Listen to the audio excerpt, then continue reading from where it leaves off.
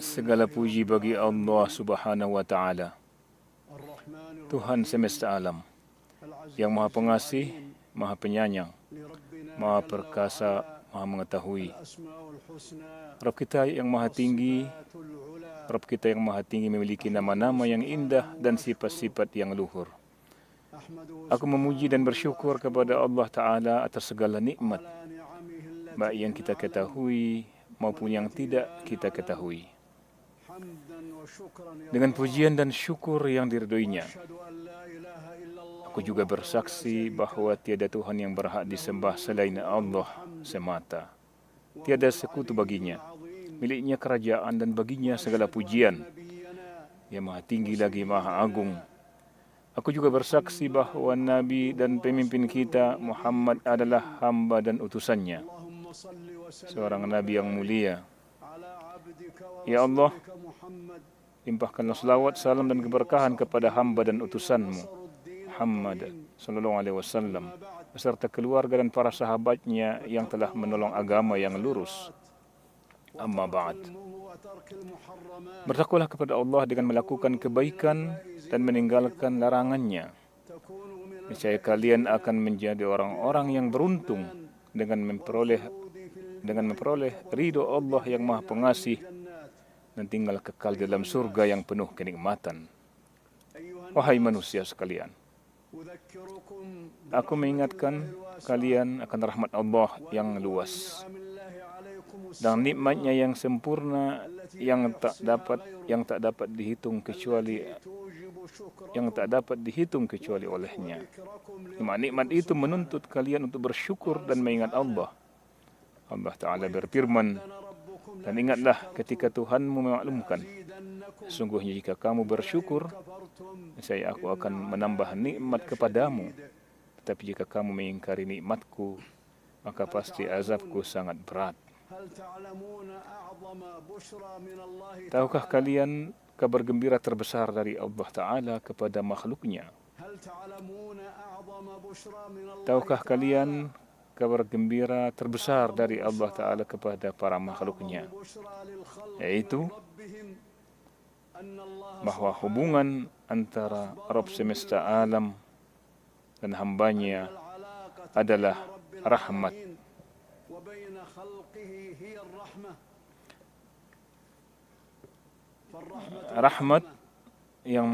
Rahmat yang umum meliputi orang baik dan durhaka, orang beriman dan kafir di kehidupan dunia ini. Allah Ta'ala berfirman, ya Tuhan kami, rahmat dan ilmu yang ada padamu meliputi segala sesuatu. Allah Subhanahu wa Ta'ala berfirman, dan Tuhanmu Maha Kaya penuh rahmat. Dan Allah juga berfirman, Tuhanmu telah menetapkan sifat kasih sayang pada dirinya. Tuhanmu telah menetapkan sifat kasih sayang pada dirinya. Adapun di akhirat, Allah mengkhususkan rahmatnya hanya kepada orang-orang yang beriman, karena mereka melakukan ketaatan dan menjauhi larangan. Allah Ta'ala berfirman, dan Dia Maha Penyayang kepada orang-orang yang beriman. Allah tidak menzalimi seorang pun walau seberat zarrah. Rahmat adalah sifat Allah yang nyata dan hanya dimiliki olehnya, sesuai dengan keagungan dan kemuliaannya. Kita mengetahui dan memahami maknanya, namun cara kerjanya hanya Allah yang mengetahui hakikat sifat-sifatnya.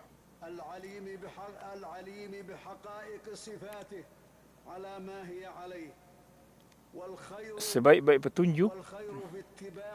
petunjuk adalah mengikuti para pendahulu, dan keburukan ada dalam perkara yang diadakan orang-orang yang datang belakangan.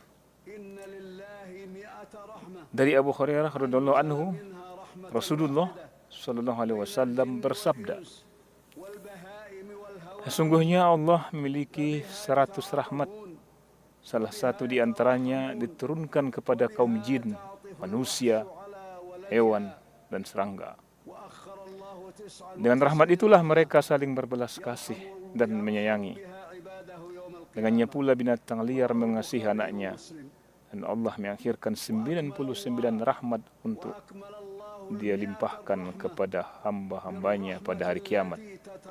Hadis riwayat Bukhari dan Muslim. Kehidupan menjadi indah karena rahmat. Kehidupan menjadi indah karena rahmat.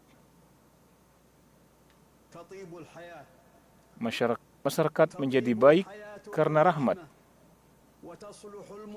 Orang-orang lemah, miskin, dan tertindas dapat hidup dalam naungan orang-orang kuat, kaya, dan adil dengan adanya rahmat.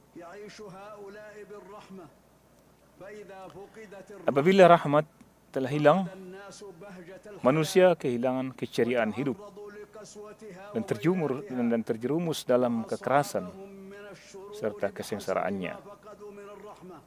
Manusia tertimpa berbagai keburukan sebanding dengan hilangnya rahmat. Oleh karena itu, Allah yang Maha Pengasih, yang disifati dengan rahmat, menurunkan Al-Quran sebagai rahmat bagi manusia. Allah Ta'ala berfirman, inilah ayat-ayat Al-Quran yang mengandung hikmah sebagai petunjuk dan rahmat bagi orang-orang yang berbuat kebaikan. Surah Luqman ayat 2 dan 3. Allah Ta'ala berfirman, Al-Quran ini adalah pedoman bagi manusia, petunjuk dan rahmat bagi kaum yang meyakini. Surah Al-Jathiyah ayat 20. Tuhan kita yang Maha Suci membuka setiap surah dalam Al-Quran dengan Bismillahirrahmanirrahim untuk memberi kabar gembira kepada manusia, untuk memberi kabar gembira kepada manusia bahwa seluruh syariatnya adalah rahmat dan kesempurnaan, bahwa semua perintahnya adalah rahmat, kebaikan, dan kemuliaan bagi siapa saja yang mengamalkan kebaikan. Larang-larangannya pun merupakan rahmat yang mencegah dari kejahatan dan kehancuran. Kisah dalam Al-Quran mengandung pelajaran dan nasihat. Dan Dia mengutus pemimpin para rasul, Nabi kita Muhammad sallallahu alaihi wasallam, sebagai rahmat bagi seluruh manusia. Allah Subhanahu wa taala berfirman, dan kami tidak mengutus engkau Muhammad sallallahu alaihi wasallam melainkan untuk menjadi rahmat bagi seluruh alam. Surah Al-Anbiya ayat 107. Beliau adalah rahmat bagi orang-orang beriman di dunia dan akhirat, dan juga rahmat bagi orang-orang kafir dengan mengurangi serta meringankan kejahatan mereka yang merusak bumi dan menindas orang-orang lemah. Allah menegakkan hujjah atas manusia dengan memberitahukan bahwa jalan-jalan menuju rahmat itu terbuka dan jelas bagi siapa saja yang ingin mengamalkannya dan menempuhnya. Allah berfirman, dan rahmatku meliputi segala sesuatu, maka aku akan tetapkan rahmatku bagi orang-orang yang bertakwa, yang menunaikan zakat, dan orang-orang beriman kepada ayat-ayat kami, yaitu orang-orang yang mengikuti Rasul, Nabi yang ummi, tidak bisa baca dan tulis, yang namanya mereka dapati tertulis dalam Taurat dan Injil yang ada pada mereka, yang menyuruh mereka berbuat ma'ruf dan mencegah dari yang mungkar, dan yang menghalalkan segala yang baik bagi mereka dan mengharamkan segala yang buruk bagi mereka, dan membebaskan beban-beban dan belenggu-belenggu yang ada pada mereka. Surah Al-A'raf ayat 156 dan 157. Seluruh rukun Islam serta berbagai perintah dan larangan yang menyertainya sejatinya adalah amalan-amalan yang menjadi sebab turunnya rahmat Allah Ta'ala. Ibadah haji yang baru saja dilaksanakan dalam waktu dekat merupakan penyempurna dari rukun-rukun Islam. Haji ini dilaksanakan langsung oleh Nabi Muhammad sallallahu alaihi wasallam, dan dengannya agama ini pun menjadi sempurna. Allah Ta'ala berfirman, dan bersegeralah kamu mencari ampunan dan dari Tuhanmu dan mendapatkan surga yang luasnya seluas langit dan bumi, yang disediakan bagi orang-orang yang bertakwa, yaitu orang yang berimpak baik di waktu lapang maupun sempit, dan orang-orang yang menahan amarahnya dan memaafkan kesalahan orang lain, dan Allah mencintai orang-orang yang berbuat kebaikan. Semoga Allah memberkahi kita semua dalam Al-Quran yang agung ini, serta menjadi manfaat kepada kita dengan sunnah Nabi yang mulia. Demikianlah khutbah ini. Saya memohon ampun kepada Allah untuk kita semua. Segala puji bagi Allah, pencipta 7 langit yang kokoh dan pencipta bumi serta penegaknya dengan gunung-gunung. Dia mensyariatkan sunnah hari Jumat dan hari-hari raya. Aku bersaksi bahawa tiada Tuhan yang berhak disembah selain Allah semata. Tiada sekutu baginya. Aku bersaksi bahawa tiada Tuhan yang berhak disembah selain Allah semata. Tiada sekutu baginya. Tiada lawan dan tiada tandingan. Dan aku juga bersaksi bahawa Nabi dan pemimpin kita Muhammad adalah hamba dan utusannya yang telah menegakkan agama Islam, merendahkan kekufuran dan kesyirikan, serta berjihad di jalan Allah dengan sebenar-benar jihad. Ya Allah, limpahkanlah salawat, salam dan keberkahan kepada hamba dan utusanmu Muhammad sallallahu alaihi wasallam serta kepada keluarga dan para sahabatnya, bintang-bintang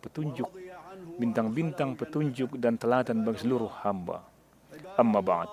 Bertakwalah kepada Allah dalam segala urusan kalian, baik secara tersembunyi maupun terang-terangan, agar kalian termasuk orang-orang yang dipilih oleh Allah dengan petunjuknya, mendapatkan akhir yang baik, cahaya pandangan hati, ridhonya, dan dimasukkan ke dalam surganya.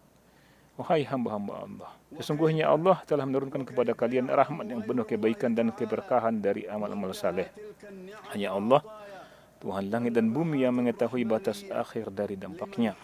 Siapakah yang lebih mengetahui selain Allah Ta'ala tentang nikmat, karunia dan limpahan kasih sayang bagi mereka yang menunaikan ibadah haji di Baitullah, wukuf di Arafah, serta berserah diri kepada Allah yang Maha Dermawan lagi Maha Pemurah di tempat-tempat suci tersebut, dan mempersembahkan ibadah-ibadah yang tulus kepada Allah pada 10 hari Zulhijjah.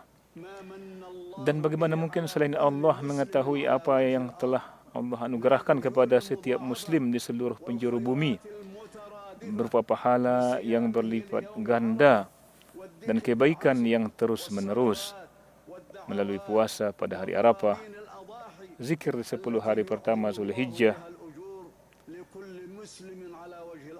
solat, doa-doa, dan hewan kurban yang dengannya Allah melipat gandakan pahala bagi setiap muslim di muka bumi dan menolak berbagai bencana. Manusia akan tetap dalam kebaikan selama mereka menegakkan syiar-syiar agama dan selama ibadah haji masih ditegakkan. Maka umat manusia akan tetap berada dalam kebaikan. Dan selama ibadah haji masih ditegakkan, maka umat manusia akan tetap berada dalam kebaikan. Kaum muslimin sekalian, sesungguhnya hari-hari kalian disucikan dengan ketaatan, dan kalian semua kembali dari bulan haji dalam keadaan penuh kebaikan dan ampunan dari Allah dengan izinnya. Masing-masing memperoleh sesuai dengan apa yang telah Allah tetapkan baginya. Allah Ta'ala berfirman, maka mereka kembali dengan nikmat dan karunia yang besar dari Allah. Mereka tidak ditimpa suatu bencana dan mereka mengikuti keridhaan Allah. Allah mempunyai karunia yang besar. Surah Al-Imran ayat 174. Oleh karena itu, jagalah amal-amal kebaikan yang telah kalian kerjakan dan janganlah kalian membatalkannya dengan perbuatan-perbuatan buruk. Allah Ta'ala berfirman, wahai orang-orang yang beriman, taatlah kepada Allah dan taatlah kepada Rasul, dan janganlah kamu merusakkan segala amalmu. Berdoalah kepada Allah untuk kebaikan bagi diri kalian, para pemimpin dan kaum muslimin, agar tetap istiqomah di atas agama ini. Hamba Allah. Allah Ta'ala berfirman, sungguhnya Allah dan para malaikatnya berselawat untuk Nabi. Wahai orang-orang beriman, berselawatlah kamu untuk Nabi dan ucapkanlah salam dengan penuh penghormatan kepadanya. Berselawatlah dan ucapkanlah salam atas penghulu seluruh manusia. Ya Allah, limpahkanlah salawat kepada Nabi Muhammad dan keluarga Nabi Muhammad, sebagaimana Engkau limpahkan salawat kepada Nabi Ibrahim dan keluarga Nabi Ibrahim. Ya Allah, berikanlah keberkahan kepada Nabi Muhammad dan keluarga Nabi Muhammad, sebagaimana Engkau telah memberkahi Nabi Ibrahim dan keluarga Nabi Ibrahim. Sesungguhnya Engkau Maha terpuji lagi Maha mulia. Ya Allah, limpahkanlah salam sebanyak. Ya Allah, limpahkanlah salam sebanyak-banyaknya. Ya Allah, ridhoilah para khulafaur rasyidin, Abu Bakar, Umar, Uthman, dan Ali, serta seluruh sahabat dan para tabi'in. Ya Allah, muliakanlah Islam dan kaum muslimin. Hinakanlah kekufuran, orang-orang kafir dan kaum musyrikin. Hancurkanlah segala rencana dan tipu daya orang-orang kafir yang mereka rancang untuk melawan Islam. Ya Allah, hinakanlah segala bentuk bid'ah. Hinakanlah segala bentuk bid'ah yang bertentangan dengan agamamu dan sunnah nabimu sallallahu alaihi wasallam. Ya Allah, lindungilah kami dari keturunan Ya Allah, lindungilah kami dan keturunan kami dari godaan iblis dan keturunannya, serta dari para setan, baik dari kalangan jin maupun manusia. Lindungilah kaum muslimin dari segala gangguan setan. Lindungilah kaum muslimin dari segala gangguan setan. Ya Allah, sembuhkanlah orang-orang sakit di antara kami dan di antara kaum muslimin. Ampunilah dosa orang-orang yang telah wafat di antara kami dan kaum muslimin. Ya Allah, jadikanlah akhir hidup kami dengan amalan-amalan yang baik. Kami memohon kepadamu segala kebaikan yang engkau ketahui, dan kami berlindung kepadamu dari segala keburukan yang engkau ketahui. Ya Allah, lindungilah negeri yang berkah ini dengan seluruh perbatasannya, tenteranya, keamanannya, kemakmurannya, dan kemajuannya. Serta lindungilah negeri-negeri kaum muslimin dari segala bentuk kejahatan. Ya Allah, berikanlah taufik kepada pelayan. Ya Allah, berikanlah taufik kepada pelayan dua tanah suci. Ya Allah, berikanlah taufik kepada pelayan dua tanah suci dalam perkara yang engkau cintai dan ridhoi. Jadikanlah semua amalnya berada dalam keridhaanmu, dan tegakkanlah